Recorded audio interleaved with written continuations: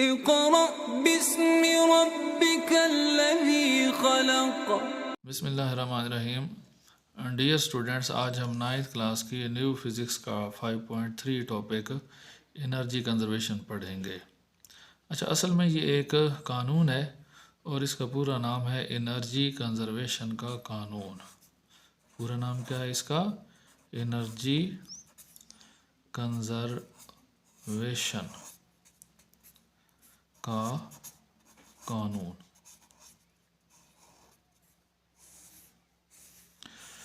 Energy conservation का कानून कहता है कि हम ना तो एनर्जी पैदा कर सकते हैं, ना तो हम एनर्जी पैदा कर सकते हैं,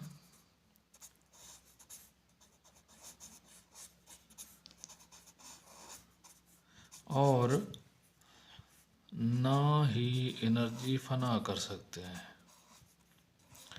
और ना ही एनर्जी फना कर सकते हैं। फना कर सकते हैं मतलब ख़त्म कर सकते हैं।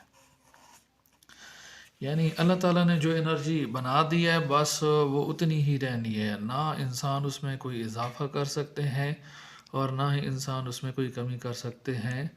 हाँ, अलबत्ता किसी प्रोसेस के दौरान एनर्जी एक शक्ल से दूसरी शक्ल में तब्दील हो सकती है, लेकिन जब एनर्जी ना एक प्रोसेस से एक शक्ल से दूसरी शक्ल में तब्दील होगी तो जो उसकी टोटल मकदार है उसके अंदर कोई तब्दीली नहीं आएगी, वो टोटल मकदार सेम रहेगी। तो हम इस बात को ना रियाज़ियाती तौर पर एक मिसाल की मदद से वाज़े करेंगे, लेकिन उससे पहले ना हम एक टर्म समझ लेते हैं, फाजिल एनर्जी।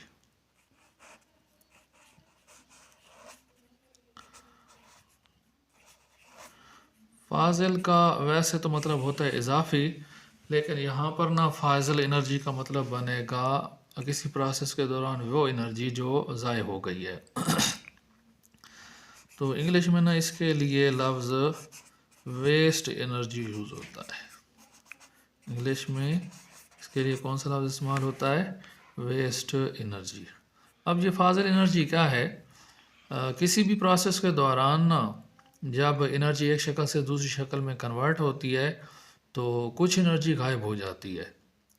यानी कि फ़र्ज़ करें कि प्रोसेस शुरू होने से पहले टोटल एनर्जी थी 20 जूल, और प्रोसेस होने के बाद जब एनर्जी कन्वर्ट हो गई तो नई जो एनर्जी की शक्ल बनी ना उसमें जो एनर्जी थी 19 जूल थी। तो अब 1 जूल एनर्जी ना समझ लें कि गायब हो गई है। तो ये जो एनर्जी गायब हुई है इसी को ही फाजिल एनर्जी कहते हैं। लेकिन दरअसल ना ये एनर्जी गायब नहीं हुई, ये एनर्जी ना हीट में कन्वर्ट होकर माहौल में चली जाती है और ज़ाय हो जाती है। छोटी मिसाल देता हूँ आप लोगों को कि जब हम साइकिल चलाते हैं तो हम जितनी एनर्जी साइकिल के पैडलों पर लगाते हैं वो सारी साइकिल को रन करने में यूज़ नहीं होती। उसमें से काफ़ी सारी एनर्जी ना फाजिल एनर्जी के तौर पर वेस्ट हो जाती है, ज़ाय हो जाती है। तो इसका सबूत आप कुछ ऐसे ले सकते हैं कि अगर आप ना साइकिल को काफ़ी सारी देर सड़क पर चलाएं और उसके टायरों को हाथ लगाएं तो वो गर्म होंगे। तो असल में आपने जो एनर्जी साइकिल पर लगाई थी उसका एक हिस्सा रगड़ की वजह से हीट में तब्दील होकर माहौल में चला गया है, और माहौल में जाने वाली ये एनर्जी क्या कहलाती है? फाजिल एनर्जी कहलाती है। तो अब हम ना अपनी असल बात की तरफ आते हैं कि किसी भी प्रोसेस के दौरान जो एनर्जी है वो एक शक्ल से दूसरी शक्ल में तो तब्दील हो सकती है, लेकिन टोटल एनर्जी की मकदार के अंदर कोई तब्दीली नहीं आएगी। तो इस मकसद के लिए ना हम एक जिस्म फ़र्ज़ करते हैं जिसका मैस m के बराबर है। फ़र्ज़ करें ये ग्राउंड है, ज़मीन है। तो अभी ना ज़मीन से इसकी बुलंदी फ़र्ज़ करते हैं कि h के बराबर है। ज़मीन से इसकी बुलंदी कितनी है? h के बराबर। अभी फ़र्ज़ कर लें कि जिस्म जो है ना नुक्ता A पर मौजूद है, यानी कि ये जो लेवल है ना इसको आप नुक्ता A फ़र्ज़ कर लें। अच्छा, हमने इस नुक्ते पर ना जिस्म को रोका हुआ है, पकड़ के रखा हुआ है, तो ये सुकून की हालत में है। तो इस वक्त ना इसकी जो वेलोसिटी है वो हमारे पास 0 मीटर पर सेकंड है और बुलंदी इसकी कितनी है, h है। तो पहले ना हम इस जिस्म की पोटेंशियल एनर्जी मालूम करते हैं नुक्ता ए पर, और फिर हम इस जिस्म की काइनेटिक एनर्जी मालूम करेंगे।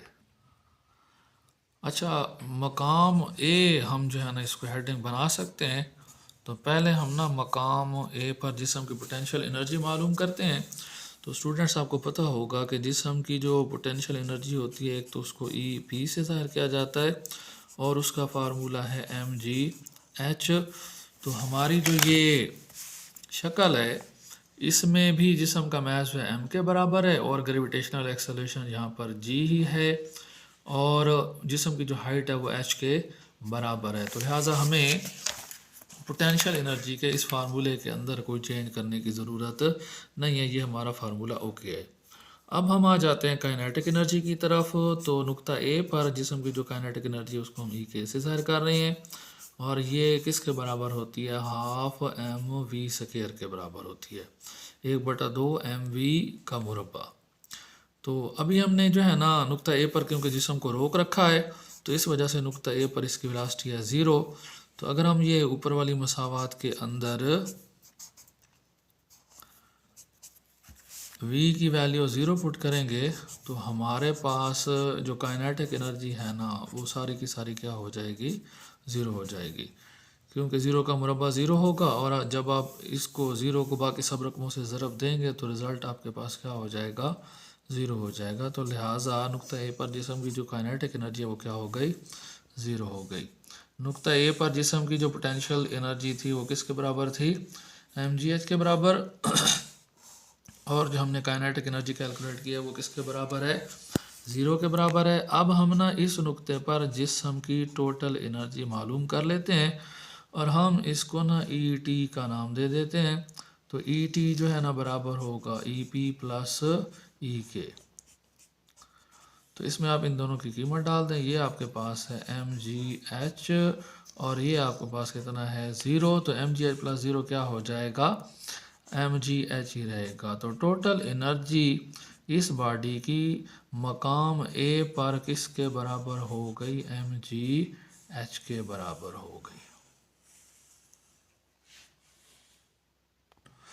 अच्छा, अब हम फ़र्ज़ करें कि बॉडी को ना इस नुक्ता ए से छोड़ देते हैं और इसको गिरने देते हैं नीचे की तरफ।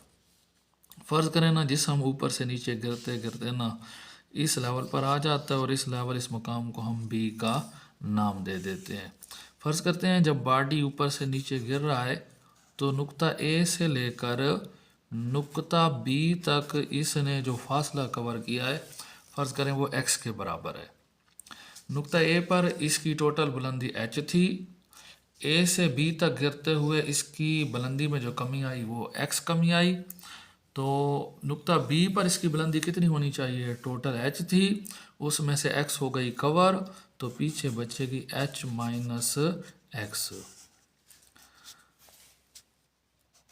अच्छा स्टूडेंट्स, यहाँ पर ना टेक्स्ट बुक के अंदर एक मिस्टेक की हुई है। अच्छा डियर स्टूडेंट्स, अगर आप इस लेक्चर का पार्ट 2 देखना चाहते हैं तो वीडियो के ऊपर देखें तो लिंक नज़र आ रहा होगा, तो उस पर क्लिक करके आप पार्ट 2 देख सकते हैं। या अगर आपको यहाँ से लिंक नहीं मिल रहा तो आप डिस्क्रिप्शन में चले जाएं, वहाँ भी ऊपर ऊपर पार्ट 2 का लिंक मौजूद है, उस पर क्लिक करें तो पार्ट 2 चल जाएगा। या आप पहला कमेंट देखें तो उधर भी ना पार्ट 2 का लिंक मौजूद है, उस पर क्लिक करके भी आप पार्ट 2 देख सकते हैं। जज़ाकल्लाह।